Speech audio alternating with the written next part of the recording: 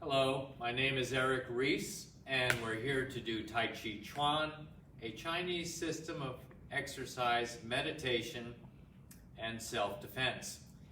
Work at your own level.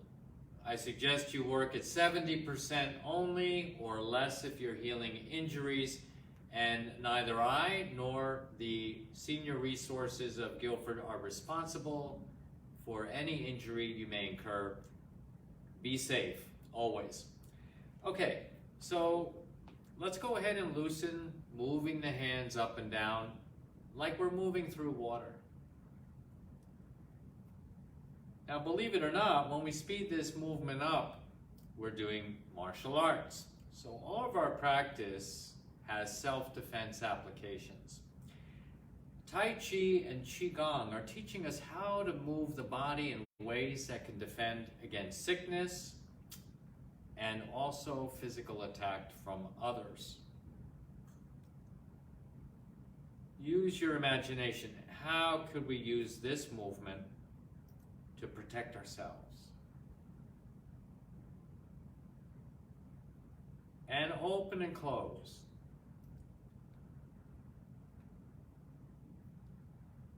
Open the chest. Close the chest. Open and close.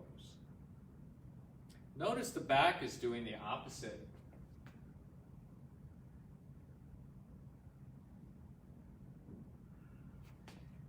So when the chest opens, the back closes. When the chest closes, the back opens. And that way we're keeping yin and yang in balance. Yin and yang. Balancing opposites. And the next one, circle. Lead with the back of the hands.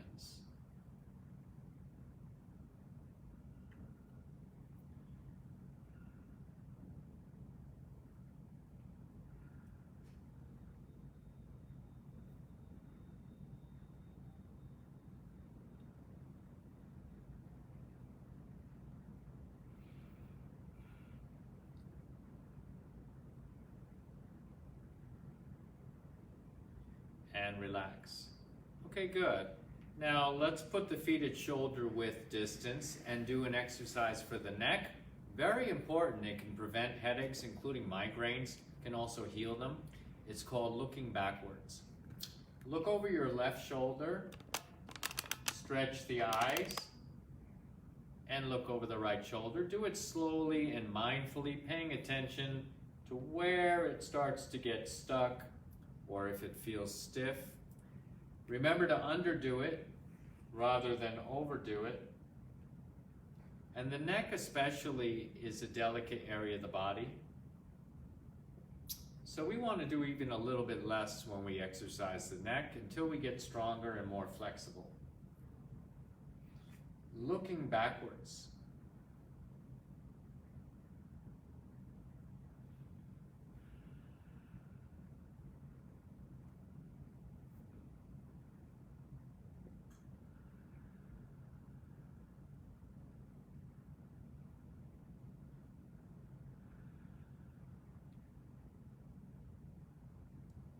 Okay, good. Let's put the feet together. Bring your left foot in so it touches the right. I'm mirroring you a lot of the times, remember. And my hands are on my knees. Yours are too. Knees are touching. 10 gentle circles. If it hurts to circle, hold still. Just move the energy using your mind only. Move the energy in a circle through the joints. It will help them heal. Until later, you can move them without pain. Small circle. Knee rotations 10 times.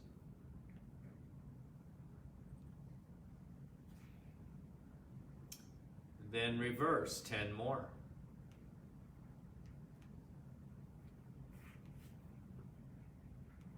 See if you notice your hands getting warmer and feel that warmth from the palms going into the knee joints, just like you're putting a heating pad on your joint. It feels good.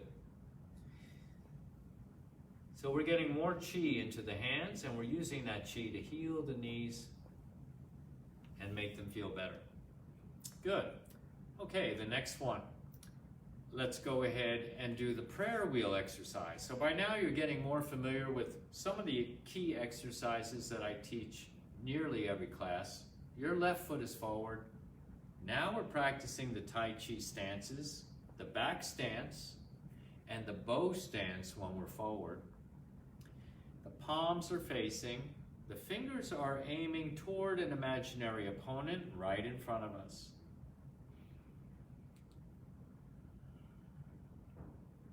Can you feel the energy? Well, let's shift forward and hold the position with the legs and bring the palms closer. Don't let them touch.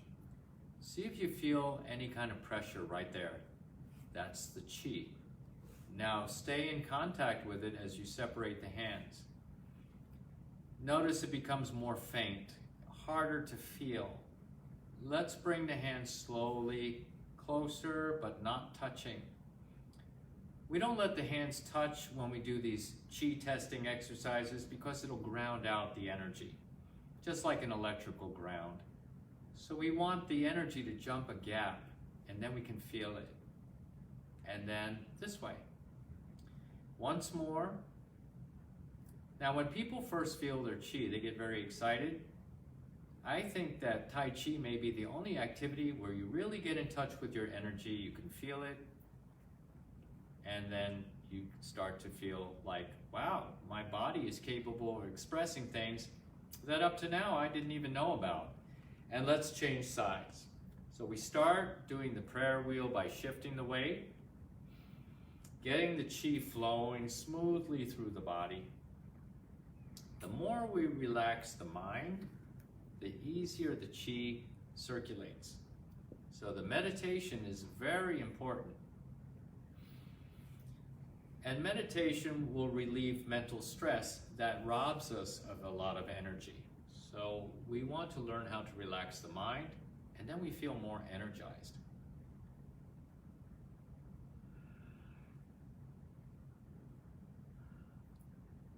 So all these things are happening at once. Exercise, meditation, and self-defense. I'm imagining somebody in front of me. I could be pushing. I could be pulling. All kinds of activity for martial arts. Shift forward and hold the position. See if you feel the chi. Bring the hands closer together, and you're just going to wait and listen for it. Do you feel any increase in pressure? What about the heat from one hand to the other? We might be able to feel the heat. All these are chi feelings. Slowly separate. Now we can add a visualization. See if this changes the feeling. If you're feeling anything in your hands. Now, if you're not feeling anything, don't be concerned about it. Concern, that's just another kind of anxiety or tension, and that will block it. So it's good not to care too much, right? So if you don't feel the chi, don't care. It'll happen later. Now we bring the hands closer together. Listen for the energy. And the visualization we can use here to change the feeling, or to see if it does, is we're holding a balloon. Now you know if you squeeze the balloon, there's more pressure from the air inside the balloon pushing on your hands. So imagine you squeeze the balloon, it's pushing back on your hands, and now allow it to push your hands back into their original position. Squeeze the balloon, and what are you feeling right now? And then let the balloon push your hands back open. And do it again. Squeezing, practice, practice. And let the balloon push back. And relax. Okay, and now feel into your hands with your mind. What are you feeling? Do you feel the blood circulation? Do you feel any tingling in the fingers? Did your hands get warmer? Did they get cooler? So if they got cooler, coolness is a sign of energy as well. So just be aware to any changes. What about looking at your hands? Do they look different than when we started? We've only been doing this for about 10 minutes. It doesn't take long to start to circulate the chi. Now we're going to get into a good habit. I don't believe I've talked about it before on these programs, but whenever we take a rest or a break, if both hands are up, we're going to guide the chi down with both hands. This reminds us we are doing an energy practice. Instead of stopping and just dropping and interrupting the flow of chi, but also disturbing the mind, disturbing the meditation. Now, if I only have one hand up, I'm going to just use the one hand to guide the chi down. And where are we bringing it? We're bringing it below the navel to a place called the dan-tien. This is a Chinese word. The dan-tien is below the navel, 2 to 3 inches, and about 1/3 of the way inside the body from the front. And it's about the size of a soft ball or a grapefruit. So the location will vary from one person to another, but it's generally in that area. We'll know exactly where it is when we feel it. So now when we do a shape and I say relax or take a rest, we're going to use the top hand to guide it down. If both hands are up, we're going to remember we're doing Qigong, breath and energy practice, and staying in the meditative zone throughout all of our practice. Okay, and if I forget sometimes, pick up the phone and correct me. Okay, so let's go ahead and get back to work, and we do some balance training. So we're going to turn the right foot out. If you need to hold on, or do it while you're seated. And we're going to rotate the foot at the ankle 5 times. Reverse.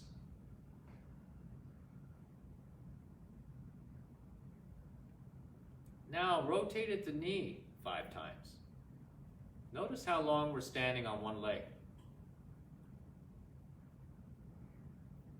And reverse. Knee rotation, very gentle.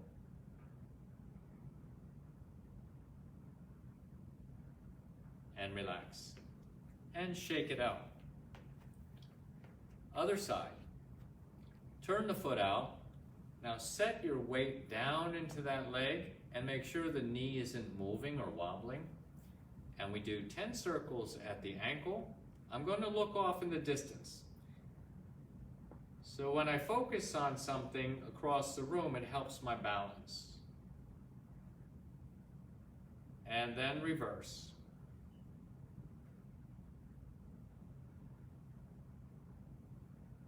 And then knee rotation.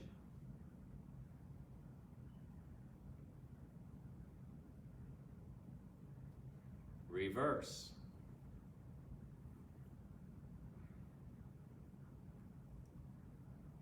And relax. Shake it out. Quite challenging, right?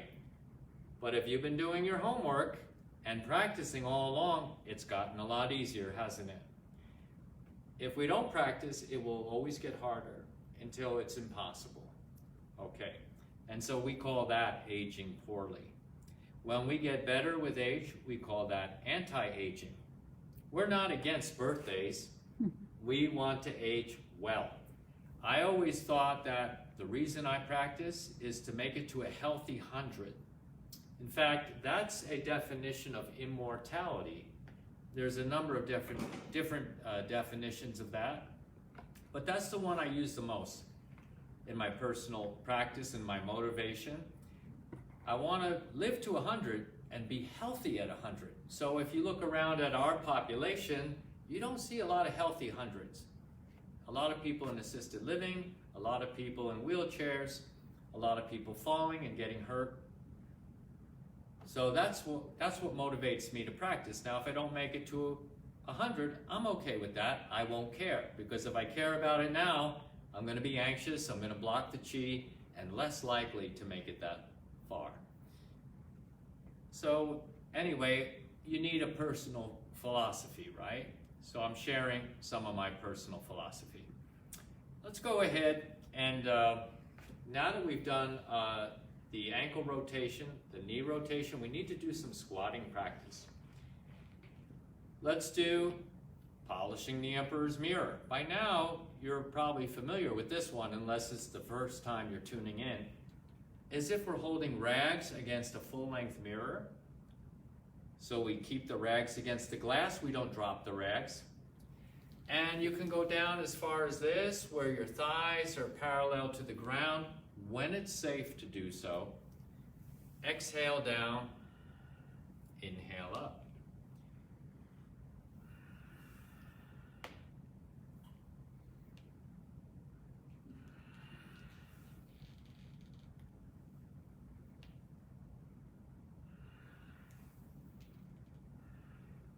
Now, this exercise is very important for the legs. It's strengthening an area of the legs that most people do not have strength in. This is why you see people struggling to get up from a chair. Now, this is the same muscle we need to lower ourselves, to lift ourselves. So instead of plopping down in the chair or struggling to get out of the chair, which we see, then you prevent that. Remember, an ounce of prevention's worth a pound of cure, right? Also, the same muscles in the legs are needed to get up off the floor.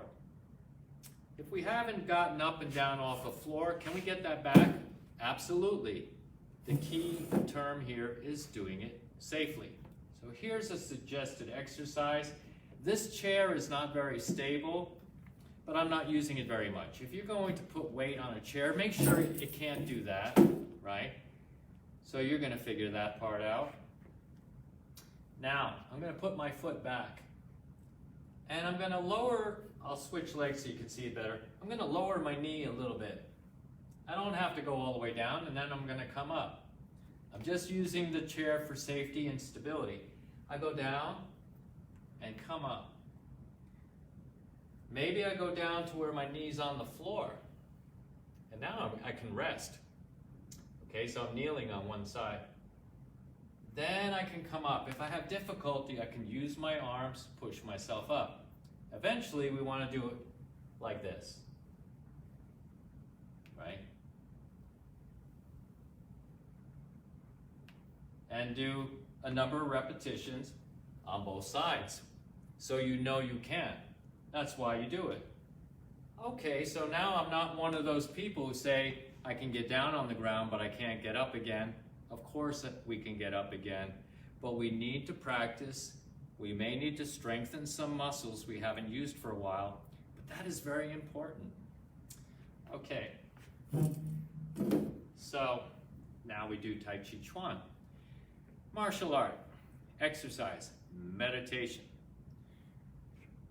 Let's go ahead and practice. Actually, we'll do another exercise first, and it teaches us how to use the hands for a strike. There's a posture in Tai Chi called snake sticks out its tongue. This is like the snake tongue, right? Darting out very quickly. But we do it slow. Snake sticks out its tongue. So I'll face you. Now, the other side. And the other side. My elbows over my palm. And now I'm making another energetic connection here.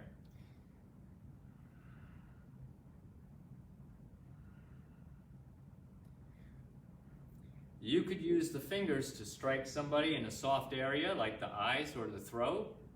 If you're afraid of hurting your fingers, curl them in and punch like this, okay, with the knuckles. You see? But in practice, we keep the fingers open because we want the chi to circulate. If we make a fist, it blocks the chi. Snake sticks out its tongue as an exercise. And get a little bit sneaky and snaky when you do it. So when you hear an animal named in the posture, I want you to think about the animal spirit. So if we do something, we say there's an eagle's beak there. Think of the eagle, very majestic, large, right? Sometimes they have a very big wingspan. And of course, symbol of our country, right? So there's pride associated with the eagle. So you hear about the eagle, you think of those things. Or you hear about a stork spreading its wings, very majestic. And there are monkeys and snakes and other animals in Tai Chi. So when you hear the animal, then you kind of imitate the animal or think of its spirit and adapt that into your movement. So when we move more like animals move in nature, they're not obstructed by too much thinking. They just do what they do for survival. And they have good instincts. So now we think too much. Our instincts have gotten poor, particularly self-preservation instincts. I see people crossing the street, they don't even look left and right. They just cross, they don't care. They expect you to take care of them. Okay? But we need to keep our instincts, our self-preservation, survival skills. That's what martial arts is. So now, if I turn and you're going to put your right foot forward. Snake sticks out its tongue, looks like this. And I can just go back and forth like this.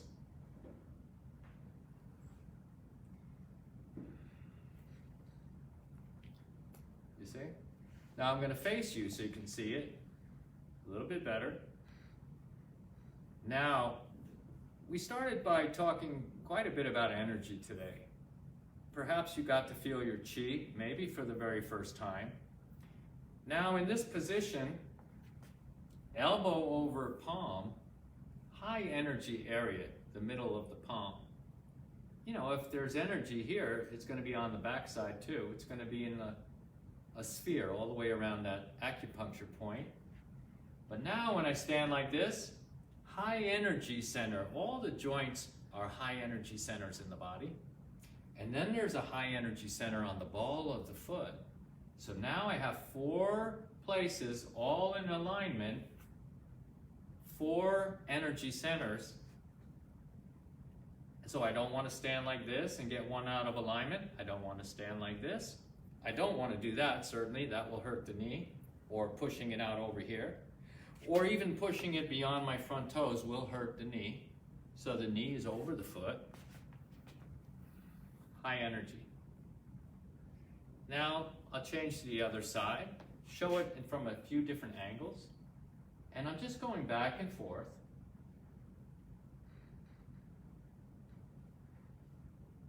Pretty simple, but a wonderful weapon. And now I face you. See? Now when I extend the fingers, it helps put more chi in the fingers. I need strong fingers, so if I hit somebody, I don't break my hand. Strong fingers. And then I'll show you over here, and you see the 4-point alignment, elbow, palm, knee, foot, the ball of the foot. There's another important acupuncture point on the ball of the foot. And body straight. Correct your posture. Poor posture leads to a lot of problems, a lot of aches and pains that with a little more discipline, straighten the body, we don't have those pains.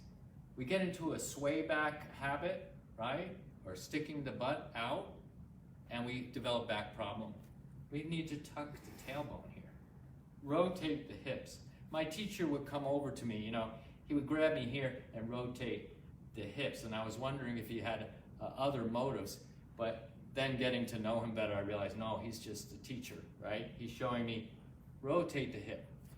We're like this. Okay. And what about the head position? I don't want to be jutting it forward like this. I don't want to pull too far back. Head position, sitting comfortably on the neck. So if my head is a little bit forward, that's about 16 pounds. Now my neck has to do a lot of tension to keep me from falling forward. Like the head will make me fall. So I want the head centered on the body. No tension to hold it up. I don't want to be tilting it. And I used to have some students when I taught at the college, and a couple people would be looking at me like this. I said, why are you tilting my head? They said, what? They didn't even know.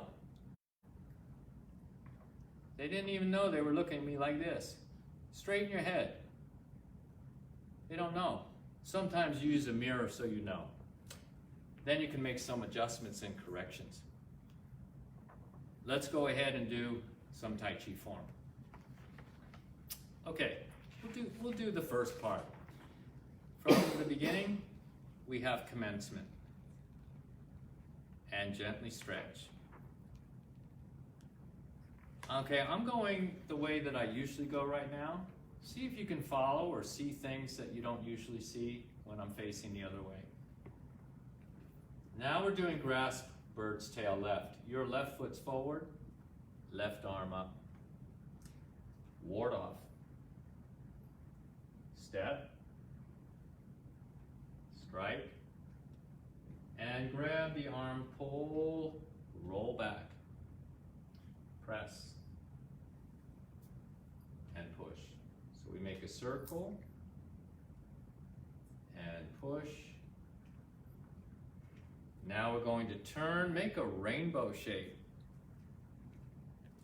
Form the eagle's beak. Capture the spirit of the animal in your movement, in your mind and intention, in your energy. And push.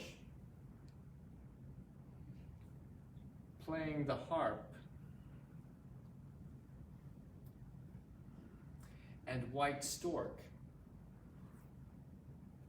Spreads its wings or cools its wings and hold it there. See if you can put all the weight on the back leg. No weight on the front foot. And now we're going to relax and remember the lesson. Guide the energy down to the dan-tien. Very relaxed without disturbing the mind and the meditation. Very good. So we're just doing part of the form to focus on certain things. Do we feel energy when we practice? Now I'll do it facing the other way. You're still doing it the same way. Gently stretch, relax. Bring your right hand up and turn to your right. Grasp bird's tail to the right. Grasp bird's tail to the left.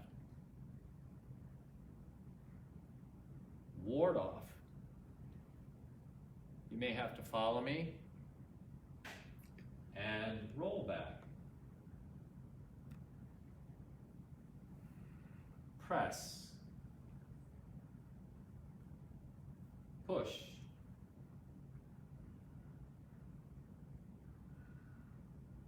Make a rainbow shape with the hands and turn the foot. We're going to go in another direction now. And punch. Get ready to push. Push. Single whip.